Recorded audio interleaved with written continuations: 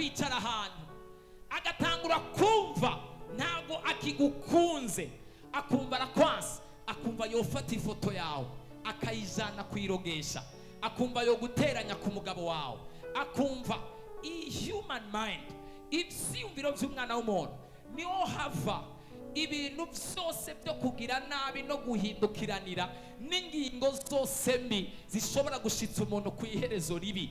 Yesu natufashe cyane gose. Haleluya, haleluya. Ivyiyumviro by'umuntu iyo mwemu yera atari wabiganjije, abadayimoni bashobora kubisedwisa bakabiteza ugwanko, umuntu akakwanka, umuntu akakwishiramwo nabi, umuntu akaguteranya kugeza ku rugezo n'abagukunda n'abakwiyumvamwo bose batangura kuguheba umwe ku wundi. Imana dufashe cyane gose. Twongera Imana amashi menshi cyane. Imana yuzuza umuriro wayo ku buzima bwawe mu izina rya Yesu. Nimba uri hano wipfuza umuriro wa mpemu yera, Imana irekura umuriro wayo wuzure mu buzima bwawe mu izina rya Yesu. Umuriro w'Imana wonyene ni uzotuma utinyuka ukumva ko ikintu icyo cyose kiri buze kuza imbere yawe uri buze kukigendera hejuru no kukidomina mu izina rya Yesu. Imana ifashe cyane gose. Without fire of God it is very difficult. Ata muriro w'Imana biragoye cyane, ariko Imana igushoboje ikakuzuza umuriro wayo, ikintu cyose kirashoboka mu izina rya Yesu. Abadayimoni barasha mu izina rya Yesu, impwemu mbi zirahunga mu izina rya Yesu. Uyu munsi ntago ngomba kuvuga ku muriro naho tuza kuwoherezako, ntidushobora kuva ngaha tudasenze isengesho ryo kuzura umuriro w'Imana. We must have a unique prayer of charging, yo gusharja no gukabura no kuzuza impwemu yawe yuzuremo umuriro mushasha mu izina rya Yesu. Urazi hari abantu uzokwama bumva baguma bidoga ngo ntago nahezagiwe, I was not blessed today, ntago nigeze numva ubwiza bw'Imana. The problem nukazi kibazo ugisunikira kubavuga butumwa gusa, hamwe no kubasenzi gusa, hamwe no kubaririmba gusa. Check your spirit, suzuma impwemu yawe, how your presence with God is. Presence yawe n'Imana imeze gute kugira ngo ushobore kuzura presence y'Imana ihindura ubuzima bwawe. Umuriro w'Imana mu buzima bwawe uri kuruhe rugezo, kugeza ku rugezo ushobora kwinjira neza no kugendagenda no kudweringa muri presence y'Imana. Imana ikuzuze umuriro na presence. Iyo wuzuye umuriro na presence w'Imana, iyo ugeze ahandi hantu hari umuriro, biroroha cyane kuzura ubwiza bw'Imana n'ubushobozi bw'Imana. Ikara iyo riri mu yandi makara, gufatwa n'umuriro ni kawaida na kantu koroshe cyane gose, ariko iyo ushizemo ikintu kidashobora gufatwa n'umuriro kiguma, ushobora kwibaza ngo umuriro nta nkomezi ufise, kandi ikintu kiri mu muriro aricyo kidashobora gufatwa n'umuriro. Imana ikuzuza umuriro wayo mu izina rya Yesu. Hallelujah, hallelujah. So uyu munsi ngomba kuvuga gatoya kukijanye teme yacu iravuga intambara 10 umwansi agwanisha zo mu vyiyumviro. Yesu natufashe cyane gose. Bwira mugenzi ati intambara mu vyiyumviro, the battle in the human mind. Yesu reka dusome ijambo akanya gatoya hanyuma twinjire mu bindi. Daniel igice c'indwi ku murongo waho wa 28. Ayo majambo agarukiyaho, ari ayo majambo agarukiyaho akaburungu, ariko jewe Daniel ivyiyumviro vyanje bimpagarika umutima. Ivyiyumviro vyanje bimpagarika umutima. Apandi ivyiyumviro vy'undi muntu, yabanje kuvuga ivyiyumviro vyiwe. Ivyiyumviro vyanje bimpagarika umutima. Mu maso hanje harahindurira, ni kuvuga harahinduka, ndiraburanirwa candahinduka ko kanya, ariko ayo majambo ndayabika mu mutima wanje. Imana idufashe cyane gose. Hallelujah, hallelujah. So ni ijambo y'Imana ngomba nganire ku byiyumviro by'umuntu akanya gatoya, bishobotse unyongere volume kandi gatoya aho. Ibyiyumviro by'umuntu niho hava ikintu icyo ari cyo cyose kijanye na kazoza k'umuntu. Every destiny, ijambo rya mbere, human mind is the author of destinies. Ivyiyumviro by'umwana w'umuntu nicyo gicaniro cyane cya mbere cy'intumbero. Every destinies is hidden in the mind of person. Iyerekwa ryose, kazoza kose, every future inyegeje mu byiyumviro by'umuntu. Mentalite yawe ayigarukira ibyiyumviro byawe uko bingana, uko wiyumvira bingana n'urugezo rwa destiny yawe yaho uzoshobora kugera. Ni kuvuga iyo Satani yononye iyerekwa ry'umuntu n'ibyiyumviro by'umuntu, kazoza kiwe karapfa, n'iyerekwa ryiwe rigapfa mu izina rya Yesu. Ariko iyo Imana yo mu ijuru itabaye ibyiyumviro by'umuntu, umuntu akiyumvira neza, kazoza k'umuntu kagenda neza. Bwira mwenzi ati wirinde cyane kubwo ibyiyumviro byawe, niho hariho igicaniro c'intumbero yawe n'iyerekwa ryawe, niyo uri kuraja naho ushobora kugera mu buzima bwawe. Yesu natufashe cyane gose. Haleluya, haleluya. Muvyaguruke gatoya.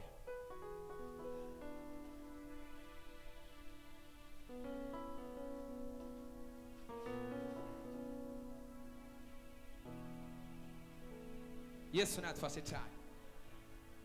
Praise God. Icyambere, human mind is the altar of all destinies. Ivyiyumviro by'umwana w'umuntu ni gicaniro c'intumbero zose n'amayerekwa yose. Iyo ugize ivyiyumviro bibi cyangwa ugakena ivyiyumviro, igicaniro cyawe gikomeza iyerekwa ryawe n'intumbero yawe irapfa, ntawe ushobora kugera. Utegerezwa gushaza ibyiyumviro byawe, ugashaza ubwenge bwawe mu kubwagura no kugira amayerekwa menshi, kugira ngo ihangiro ryawe rishobore kugera kure ku rugezo rukomeye. Kandi iyo umuntu, hari ibintu byinshi nari gusoma hano n'ayandi majambo menshi, a lot of words here. Abantu ntago bazi ko kazoza, every future is hidden in the realm of mind. Kazoza kose kanyegeje mwiyerekwa ry'ivyumviro by'umuntu. Aho ushobora kucuvuga ngo none ko hari umuntu adashobora kwiyumvira kugera ku bintu by'iterambere, hanyuma rero ukabona Imana imuteretse ahantu runaka. Reka ndakubarira, ubuntu, grâce, umugisha, igikundiro, favere kumbure yo kumenyana n'abantu n'amakonesansi ashobora kukwinjiza mu ihangiro no mwiyerekwa. Mugabo utagize icyo bita wisdom, ubwenge bw'Imana, utagize na karaktere nziza, ntago bishobora gupfa kukugumiza muri ico kibanza. Iyo ingabire kwinjije ahantu, karaktere yawe na comportement zawe nizo zonyene zishobora kukugumiza mu kibanza iyerekwa ryawe cyagushizemo. Yesu natufashe cyane gose. Haleluya, haleluya, haleluya.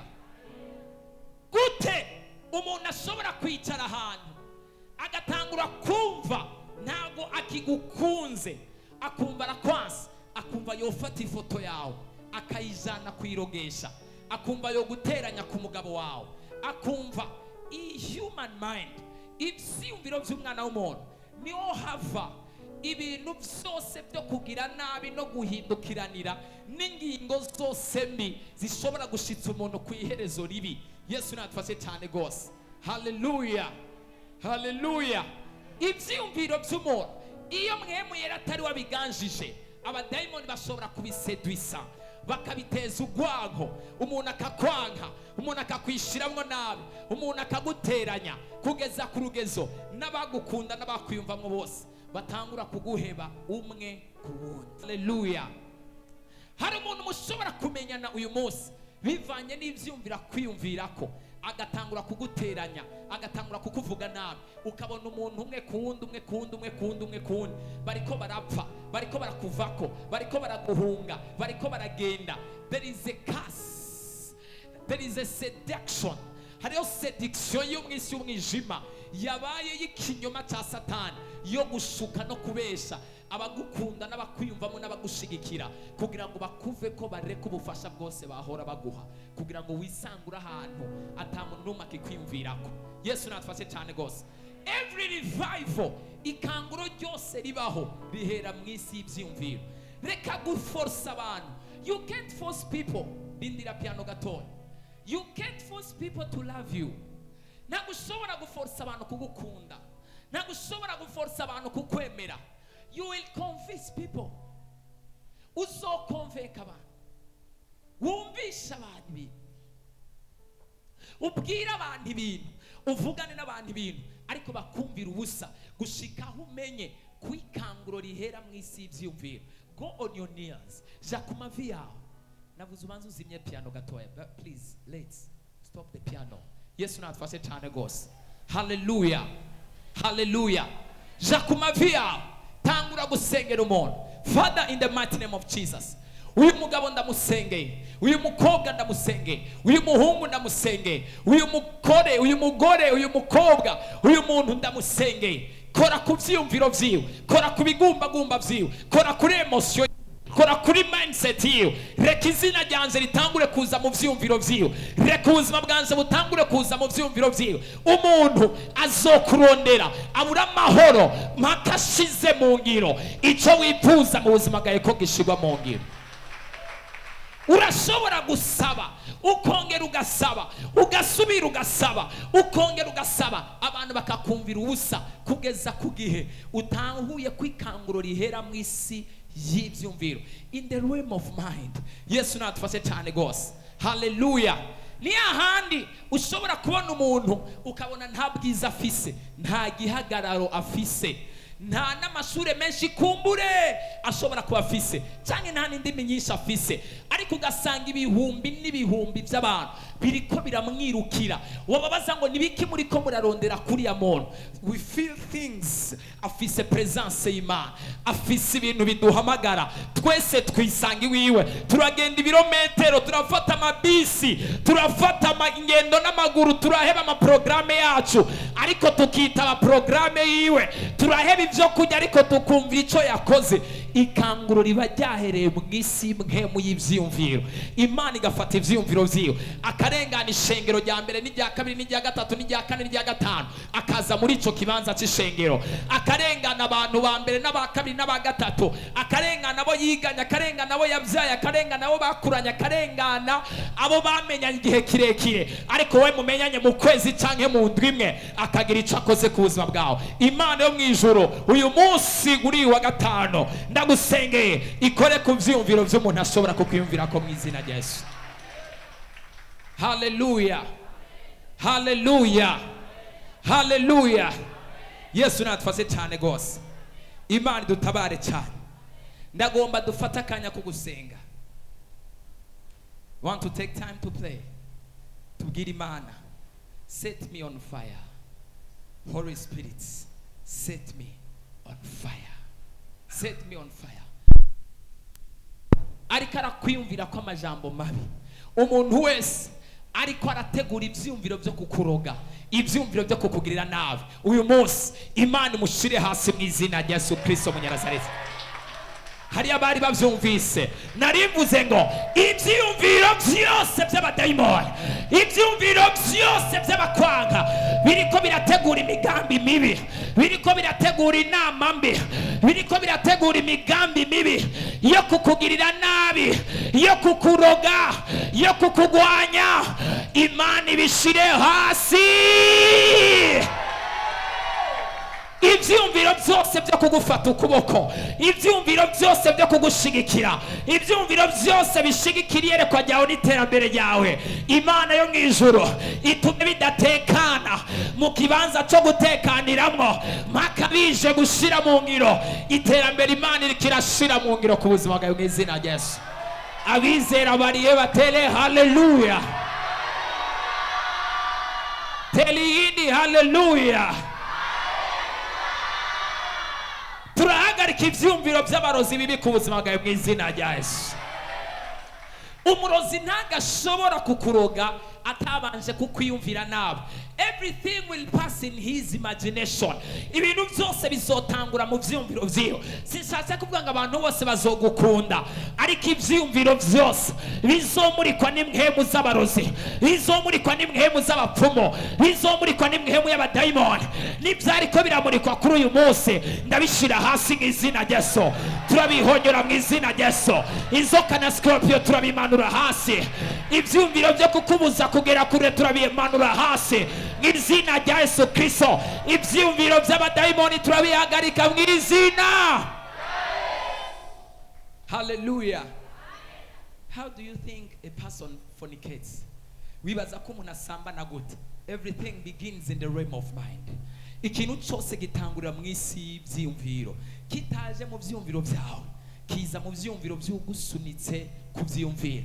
Person will text you, mutangure mugere kure, and then you fornicate. Realm of mind. Yesu natufashe cyane gose. Ariko n'umugisha w'Imana nawo uca mu vyumviro.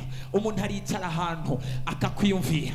I prophesy over your life. Ndavugishijwe hejuru ubuzima bwawe mu izina rya Yesu. Umuntu wese afise umugisha wawe, umuntu wese atwaye umugisha wawe, Imana mu ijuru imukoreko. Imana mu ijuru ituma kwiyumvirako. Imana mu ijuru ituma gusinyira. Imana mu ijuru ituma shira mu ngiro ico yari yaragusezeraniye n'ico yari yarakwemereye mu izina. Hallelujah. Hallelujah. Yesu natufate cyane gose. Imana dutabare. Ndagomba dufata akanya ko gusenga. Mbere yuko dufata akanya ko gusenga, ndagomba turirimba akaririmbo gatoya, hanyuma tatwinjira mu mwanya wo gusenga. Ari shema shirama agasirimba gatoya, tatwinjira mu mwanya wo gusenga, and then we enter in the time of play. Hallelujah.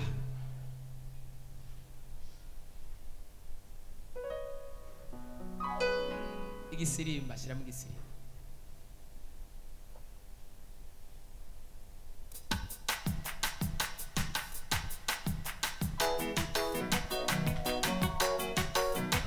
Kugendana nawe ma, kugendana nawe, kugendana nawe ma, amahirwe.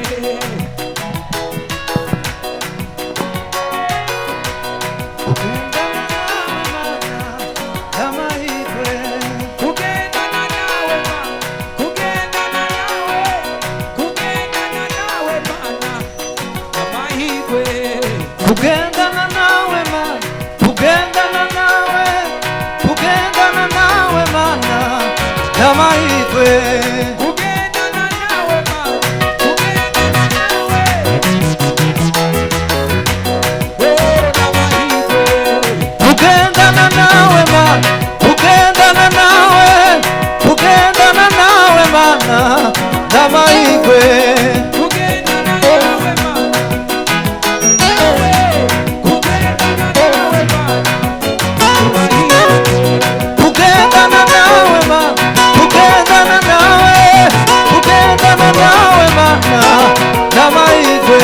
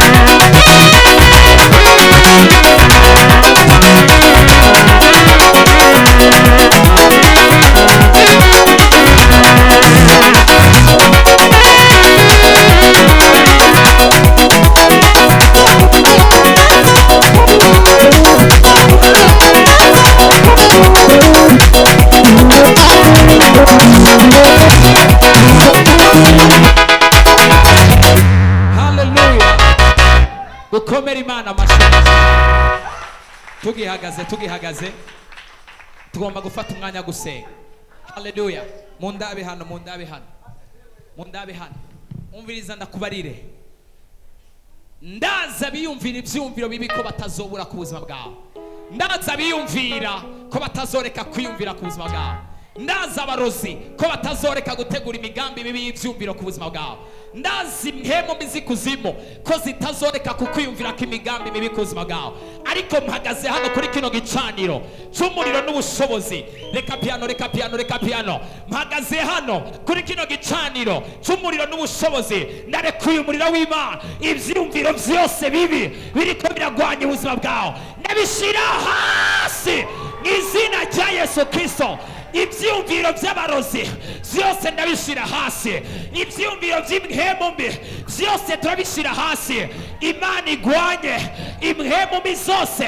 Every monitoring spirit, impemu yose kumonitoringa, impemu yose gukurikirana, urenze irenguka, uvuze nayo yiyumvira ibibi ku buzima bwawe, utegura ibyiza yiyumvira ibyiyumviro bibi ku buzima bwawe, utegura mariage yiyumvira imigambi yo guhagarika mariage yawe, utegura akazi keza yiyumvira imigambi mibi yo guhagarika akazi kawe, utegura igikorwa cy'Imana akarara amajoro yiyumvira ukuntu agabanya kandi agahagarika iyerekwa n'umuhamagaro n'igikorwa cyawe.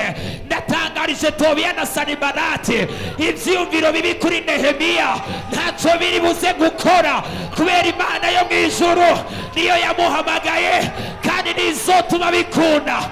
Nk'uko Imana yahaye inkomezi Nehemiya ikamuhereza inkomezi agacecekesha ibyumviro bya Tobiya, ibyumviro bya Sanibalati, ibyumviro by'abarabo, Imana ikongera inkomezi zo kwizera, Imana ikongera inkomezi zo guhagarara, ushobore kudomina no gucecekesha ibyumviro byose by'abakwanga, ibyumviro byose by'abakuvuga nabi.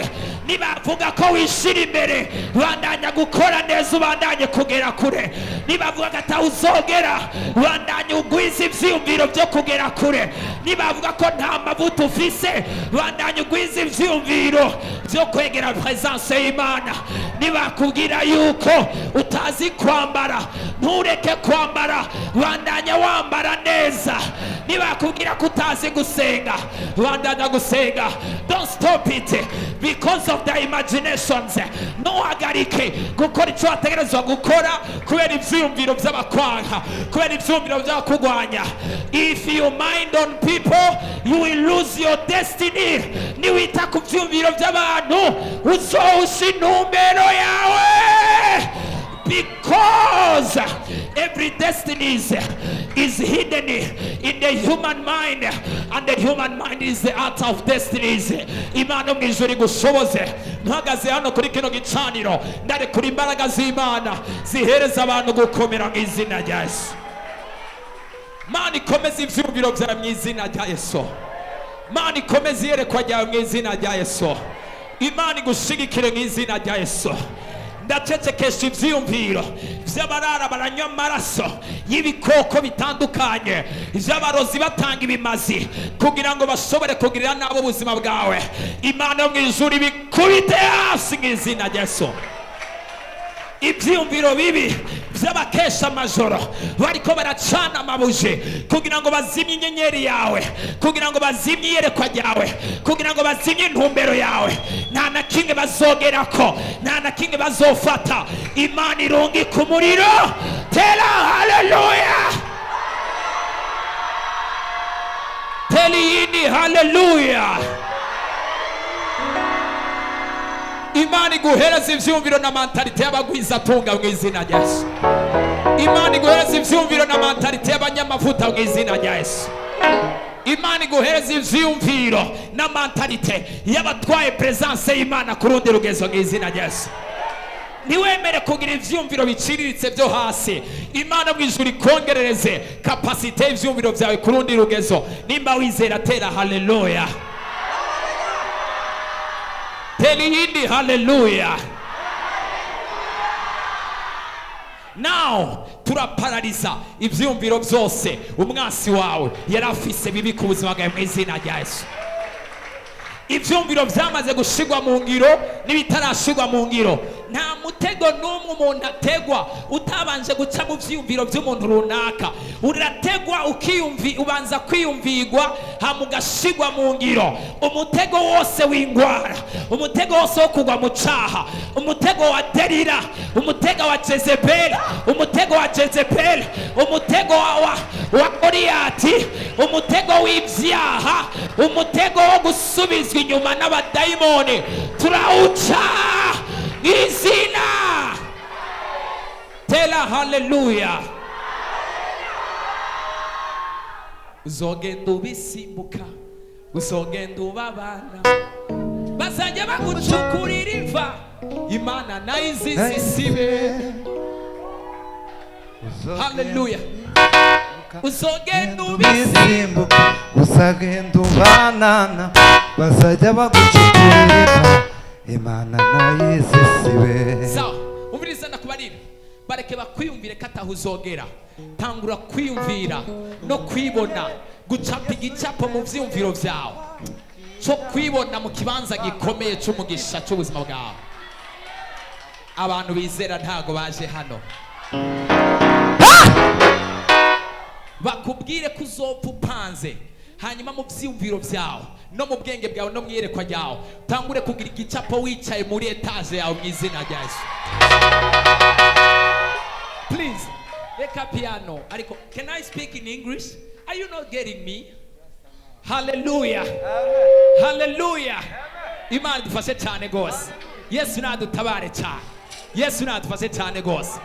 Nimba abakubwira ngo ntuzovyara, tangura nawe wiyumvire konsa no guheka hamwe no gusimbagiza abana mu izina rya Yesu.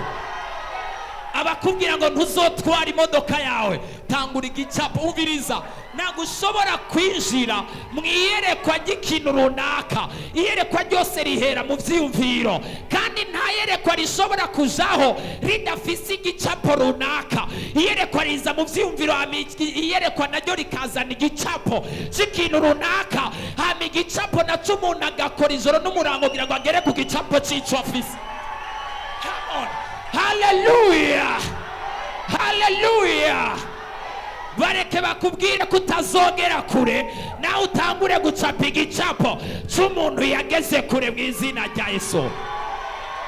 Abizera bariye batele hallelujah. Bareke bakubwire kutazokira ingwara, bafise ivyumviro yuko izokwica, ariko nawe ugira ivyumviro byo gushinga intaye no kuvuga uko Yesu yagukijije. Naho ingwara itaragenda, banza ugira ivyumviro byo gukira no kubohoka. Uyu munsi hari deliverance mentale Imana igomba gukora, hanyuma izana amayereko mashasha ku buzima bw'abantu. Abari ngaha barihe batere hallelujah. Tela hallelujah. Nagushobora kuba mu buzima buri hanze y'ivyumviro vyawe. Ivyumviro ufise nibwo buzima uzobamwo. Nagushobora kugira ivyumviro vyo kubaho mu buryo runaka, hanyuma ubeho ubuzima burenze ivyumviro uri kuriyumvira vy'ukuntu baho. Ariko ukigira ivyumviro vyo hejuru, ukugira ivyumviro vy'aba VIP, very important person. Mvuze VIP nibisigura ngo umuntu ngo asumba abandi, oya, bisigura umuntu w'umumaro, very important person. Ukagira ivyumviro vy'abantu bakomeye, ukagira ivyumviro vy'amayerekwa akomeye, abantu bazobona kimwe ku kindi kiriko kiraza. Don't let anyone project his mindset into your mind. Niwemerera uburozi bw'umuntu wari we wese bwo mu vyumviro buza kukuroga, bukubwira kuba udategerezwa kuba we mu izina rya Yesu.